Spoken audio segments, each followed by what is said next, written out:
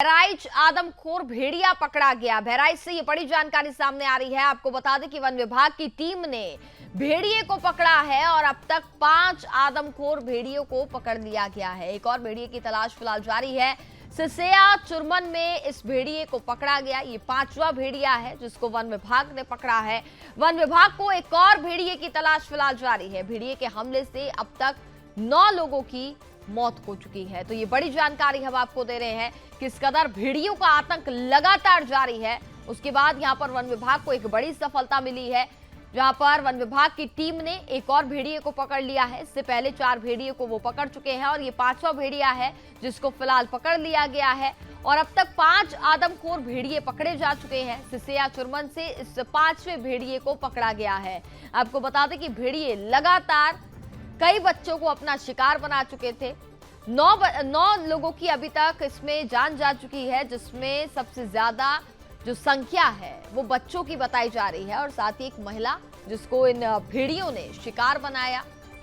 हालांकि वन विभाग को एक और भेड़िए की तलाश अभी जारी है। भेड़िए के हमले से अब तक 9 लोगों की मौत हो गई, जैसा कि आपको जानकारी दी। और अगर हम बात करें बहराइच के आसपास के जो इलाके हैं वहां पर भी पूरी तरीके से दहशत का माहौल देखने को मिल रहा है। लोग अपने घरों से बाहर नहीं निकल रहे हैं, डर के साए में जीने को वो मजबूर हो गए हैं। स्कूल्स वहां पर बंद कर दिए गए हैं, बच्चों को स्कूल नहीं भेजा जा रहा है क्योंकि भेड़िए लगातार मासूमों को अपना शिकार बना रहे हैं, जिसके चलते जो गांव के लोग हैं वो काफी ज्यादा दहशत में हैं, डर के साए में वो जीने को मजबूर हैं। और एक और भेड़िया, उसकी तलाश फिलहाल अभी वन विभाग को कर रहा है और उम्मीद करते हैं कि जल्द ही उस भेड़िए को भी पकड़ लिया जाएगा।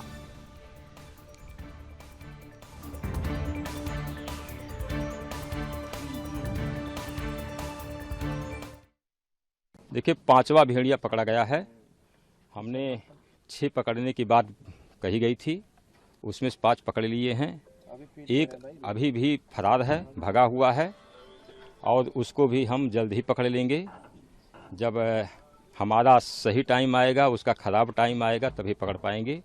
प्रयास तो लोग हम डेली कर रहे हैं, 100% कर रहे हैं। हमारी ये टीम है जो है, कुछ यहाँ पर हमने कुछ किराए पर लोगों को रखा है जो यहाँ पर हमारी सामान ले आने ले जाने में वो तमाम तरीके से मदद करते हैं। अभी ये जो है इसको कवर्ड करके रखा गया, इसको कवर्ड करके रखा गया है। अभी हमारे chief wild life warden sir इसको निर्णय लेंगे कि ये कहा जाएगा। अच्छा सर, दूसरी चीज ये है, क्या ये कौन सा भेड़िया, एक कहा जाता था एक लंगड़ा भेड़िया, एक अल्फा है? लंगड़ा नहीं है। हाँ। ये सही सलामत है। अच्छा, कोई दिक्कत नहीं इसको।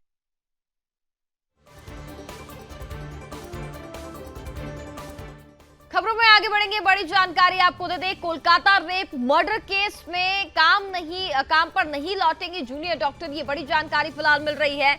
सुप्रीम कोर्ट के निर्देश के बावजूद भी हड़ताल लगातार जारी है। सरकार और अदालत ना भूले, ये जन आंदोलन है। कोलकाता के आरजीकर मेडिकल कॉलेज अस्पताल में महिला डॉक्टर के साथ साथ रेप और हत्या के खिलाफ प्रदर्शन अभी भी जारी है। हाल ही में सुप्रीम कोर्ट ने पश्चिम बंगाल में प्रदर्शन कर रहे जूनियर डॉक्टर्स को मंगलवार शाम 5 बजे तक काम पर लौटने का निर्देश दिया था।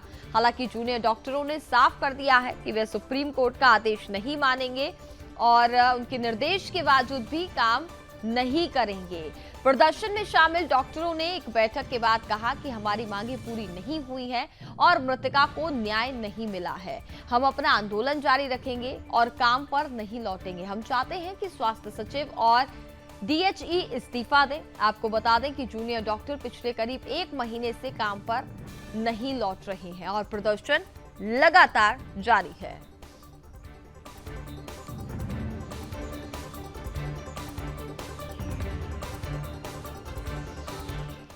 खबरों में आगे बढ़े, जम्मू कश्मीर विधानसभा चुनाव को लेकर के अपडेट आपको दे दें। कांग्रेस ने अपनी तीसरी लिस्ट जारी कर दी है, जिसमें 19 कैंडिडेट्स के नाम का ऐलान किया गया है। आपको बता दें कि आरएसपुरा साउथ से रमन भल्ला को टिकट दिया गया है। पूर्व सांसद चौधरी लाल सिंह को बसोली से टिकट दिया गया है। तो कांग्रेस ने आगामी जम्मू कश्मीर विधानसभा चुनावों को लेकर के अपने उम्मीदवारों की तीसरी सूची जारी कर दी है।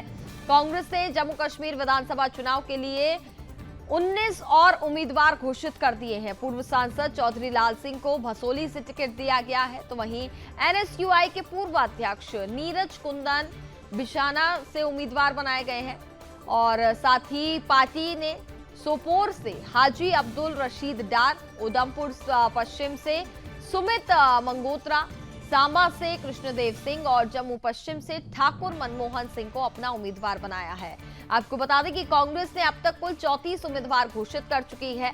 जम्मू कश्मीर में कांग्रेस फारूक अब्दुल्ला की पार्टी नेशनल कॉन्फ्रेंस के साथ गठबंधन करके चुनाव लड़ रही है।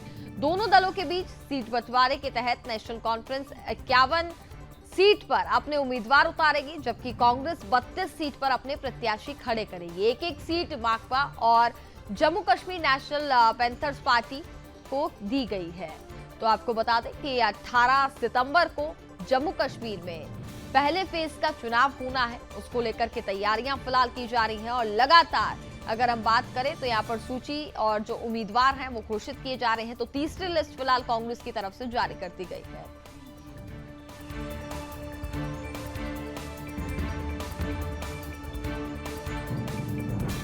खबरों में आगे बढ़ेंगे, एक और बड़ी जानकारी आपको दे दें। तेजस्वी यादव आज समस्तीपुर जाएंगे, ये बड़ी जानकारी आप तक दे दें। तेजस्वी यादव आभार यात्रा की शुरुआत करेंगे। कर्पूरी हॉल में कार्यकर्ताओं से तेजस्वी यादव पहले तो संवाद करेंगे। आपको बता दें कि 10 से 17 सितंबर तक आभार यात्रा चलेगी, जिसका आज तेजस्वी यादव आगाज करने वाले हैं। जातिगत जनगणना और आरक्षण को लेकर आरजेडी नेता तेजस्वी यादव आज से आभार यात्रा पर निकल रहे हैं। इसकी शुरुआत वो समस्तीपुर से कर रहे हैं। पहले चरण के लिए वो 10 सितंबर से 17 सितंबर तक कार्यकर्ता आभार यात्रा के तहत 4 जिले में यात्रा करेंगे।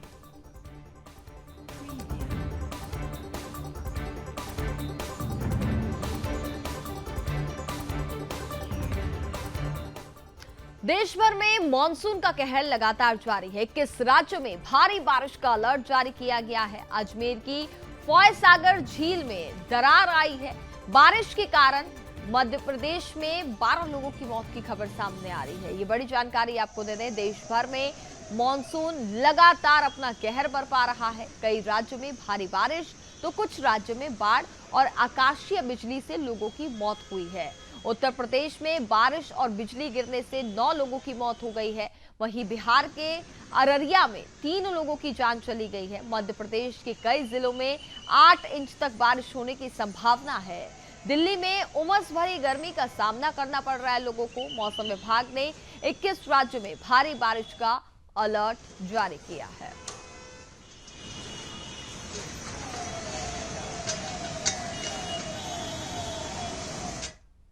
खबरों में आगे बढ़ते हैं। रूस की यात्रा पर जा रहे हैं अजीत डोभाल। आपको बता दें कि ब्रिक्स देशों के साथ रूस यूक्रेन युद्ध पर वह चर्चा करेंगे।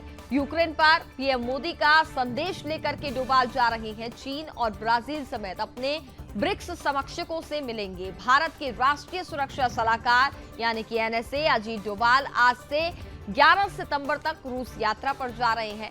वहां वो ब्रिक्स देशों के एनएसए की बैठक में हिस्सा लेंगे। साथ ही डोभाल की यात्रा ऐसे समय में हो रही है जब कुछ दिन पहले ही रूसी राष्ट्रपति व्लादिमीर पुतिन और इटली की प्रधानमंत्री जॉर्जिया मेलोनी ने अपने बयान में यूक्रेन संघर्ष हल करने के लिए भारत और चीन पर भरोसा जताया था। चीन के राष्ट्रीय सुरक्षा सलाहकार वांग यी भी इस बैठक में मौजूद रहने वाले हैं। बैठक में यूक्रेन का संघर्ष एजेंडे में शीर्ष पर रहने वाला है। प्रधानमंत्री नरेंद्र मोदी ने इसी जुलाई में रूस की यात्रा की थी। इसके अगले महीने ही अगस्त में पीएम मोदी यूक्रेन पहुंचे। इसके बाद आए पुतिन के बयान ने साफ कर दिया कि संघर्ष को रोकने में भारत की महत्वपूर्ण भूमिका होने वाली है।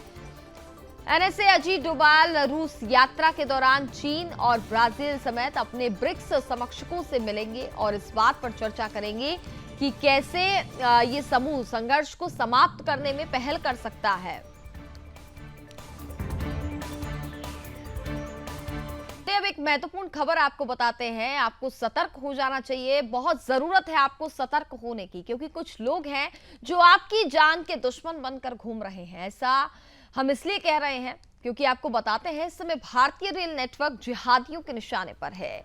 इंडियन रेलवे को षड्यंत्र करके टारगेट कर रहे हैं। दर्शकों, आज भी भारत में 80 से 90% ऐसे लोग हैं जो रेल से सफर करते हैं और इसलिए ये जिहादी रेलवे को निशाना बनाना चाहते हैं और इसकी साजिश सीमा पार बैठे आतंकी आका बनाते हैं और उनके प्यादा बनाते हैं। वहीं आपको बता दें कि आपके और हमारे बीच के वो लोग जिनकी मानसिकता जिहादी और देशद्रोही है, इसलिए हम कह रहे हैं कि आपको सतर्क होने की जरूरत है। जिहादियों की साजिश को परत दर परत बेनकाब करेंगे। पहले आपको रिपोर्ट दिखाते हैं।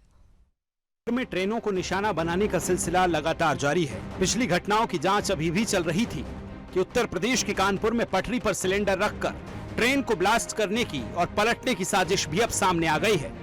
हरियाणा के भिवानी से उत्तर प्रदेश के प्रयागराज जा रही कालिंदी एक्सप्रेस कानपुर के अनवरगंज कासगंज रूट पर रविवार को पटरी पर रखे सिलेंडर से टकरा गई, जिसके बाद तेज धमाका हुआ। लोको पायलट ने इसके बाद आपातकालीन ब्रेक लगा दिए। इससे ट्रेन जहां की तहां रुक गई। लोको पायलट ने बताया कि उसे पटरी पर कोई संदिग्ध चीज दिखी है, लेकिन जब तक वह ब्रेक लगाता तब तक उससे टक्कर हो गई और धमाके की आवाज सुनाई दी। मौके पर पहुंची पुलिस को जांच में यहां से एलपीजी सिलेंडर मिला। इसके आसपास एक पेट्रोल की बोतल और माचिस भी मिली। मौके पर एक बारूद से भरा हुआ झोला भी मिला।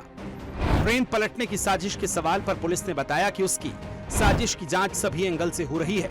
मामले में 2 हिस्ट्री शीटरों को गिरफ्तार किया गया है, साथ ही 10 संदिग्धों को हिरासत में लिया गया है। इन संदिग्धों से एटीएस की टीम पूछताछ करेगी। ऐसा पहली बार नहीं है कि ट्रेन को डीरेल करने की साजिश रची गई हो। इससे पहले भी देश में अलग अलग हिस्सों में पटरियों से ट्रेन की उतरने की घटनाएं सामने आई हैं। इन घटनाओं में रेल परिचालन को बाधित करने के इरादे से पटरी पर जानबूझकर भारी वस्तुओं को रखा जा रहा है। जुलाई 2024 में झारखंड के सरायकेला खरसवा जिले में मुंबई हावड़ा मेल के 18 डिब्बे पटरी से उतर गए। इसमें भी पटरी पर कुछ आवाज आई थी। 1 अगस्त 2024 को लाल गोपालगंज में ट्रेन को पलटने की साजिश के लिए पटरियों पर पत्थर और सिलेंडर रखने वाले यूट्यूबर को गिरफ्तार किया गया। 17 अगस्त 2024 को अहमदाबाद जाने वाली साबरमती एक्सप्रेस ट्रेन के 20 डिब्बे कानपुर और भीमसेन जंक्शन के बीच पटरी से उतर गए थे। ये दुर्घटना भी पटरी पर रखी गई भारी वस्तुओं के टकराने से हुई थी। 23 अगस्त 2024 को राजस्थान के पाली जिले में अज्ञात बदमाशों ने ट्रेन की पटरी पर सीमेंट का ब्लॉक रख दिया था। ऐसे में अहमदाबाद जोधपुर वंदे भारत ट्रेन से टकरा गई थी। उसके अगले दिन यानी 24 अगस्त को जोधपुर की पटरी से ही फिर से सीमेंट के ब्लॉक बरामद किए जाते हैं और अब 8 सितंबर 2024 को कानपुर में कालिंदी एक्सप्रेस पटरी पर सिलेंडर से टकरा जाती है। हाल ही के दिनों में सोशल मीडिया पर कई वीडियो सामने आए जिसमें रेल की पटरियों पर पत्थर, लोहे की रॉड से लेकर सीमेंट ब्लॉक तक रखते हुए देखा गया। कालिंदी एक्सप्रेस की घटना में तो रेल पटरी पर गैस सिलेंडर के साथ ही बोतल में केमिकल और विस्फोटक भी मिले हैं। अब इस तरीके से साजिशों ने यात्रियों के साथ साथ रेल मंत्रालय को भी चिंता में डाल दिया है। इस तरह के हादसों के बाद सुरक्षा एजेंसियां भी अलर्ट मोड पर हैं। आपको बता दें कि पिछले ही महीने एक पाकिस्तानी आतंकी का वीडियो सामने आया था। भारत की मोस्ट वांटेड सूची में शामिल पाकिस्तान स्थित आतंकवादी फरतुल्लाह गोरी ने एक टेलीग्राम वीडियो जारी किया था। इस वीडियो में उसने अपने अनुयायियों से दिल्ली और मुंबई की रेलगाड़ियों को पटरी से उतारने की बात कही थी। उसने हमारे देश के बुनियादी ढांचे और हिंदू नेताओं पर हमले का आह्वान भी किया था। अधिकारी उसके संदेश से जुड़ी हाल की घटनाओं पर जांच कर रहे हैं। गोरी का विभिन्न आतंकवादी गतिविधियों को अंजाम देने का इतिहास रहा है। पाकिस्तान स्थित आतंकवादी ने दिल्ली, मुंबई, उत्तर प्रदेश और बाकी अन्य शहरों में बड़े पैमाने पर रेलगाड़ियां पटरी से उतारने की धमकी दी है। अब ऐसे में इस तरह की घटनाओं के पीछे पाकिस्तानी साजिश से इनकार नहीं किया जा सकता है। देश में इस मुद्दे को लेकर राजनीति भी शुरू हो गई है। बीजेपी ने इस मामले पर कांग्रेस पर हमला बोला है।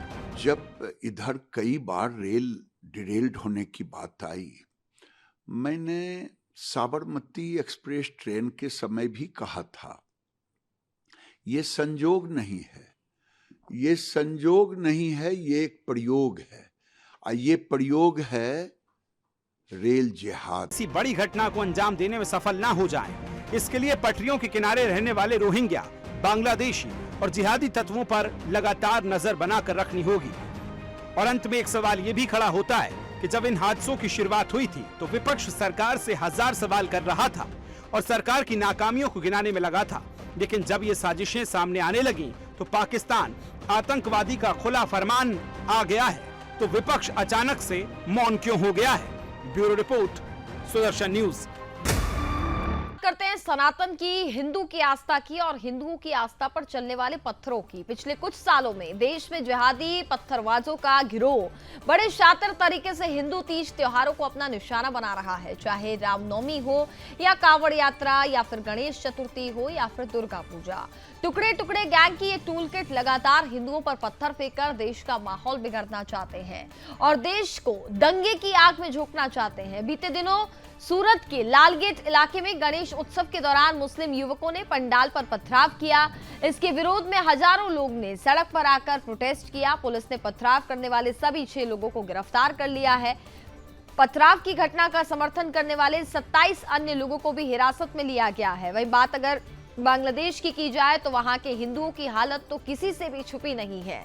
चटगांव में गणेश उत्सव के दौरान हिंदू पंडालों पर कट्टरपंथियों ने हिंसक हमले किए, प्रतिमा खंडित कर दी गई और श्रद्धालुओं को शारीरिक हिंसा से नुकसान भी पहुंचाया गया। ये बात तो साफ है कि हिंदू समुदाय पर हो रहे इन हमलों के पीछे कट्टरपंथी मौलानाओं का जहरीला प्रचार, मजहबी उन्माद फैलाने वाले भाषण, आकाओं का संरक्षण और हिंदुओं के लिए सिर्फ और सिर्फ नफरत को बढ़ावा ही यहां पर जिम्मेदार है। सिर्फ बांग्लादेश ही नहीं बल्कि भारत में भी यही हो रहा है। क्यों जिहाद के प्रेम में ये लोग इंसानियत को भूल जाते हैं और जब जब गणेश पंडालों पर हमले हो रहे हैं और बांग्लादेश में हिंदुओं का जीना मुश्किल हो रहा है तो क्यों धर्मनिरपेक्षता और सहिष्णुता पर चिल्ला चिल्लाकर बात करने वाले बुद्धिजीवी ने चुप्पी साध ली है। सवाल कड़वा है पर सच तो यही है कि गणेश उत्सव में विघ्न डालने के लिए कट्टरपंथियों ने क्या कुछ नहीं किया।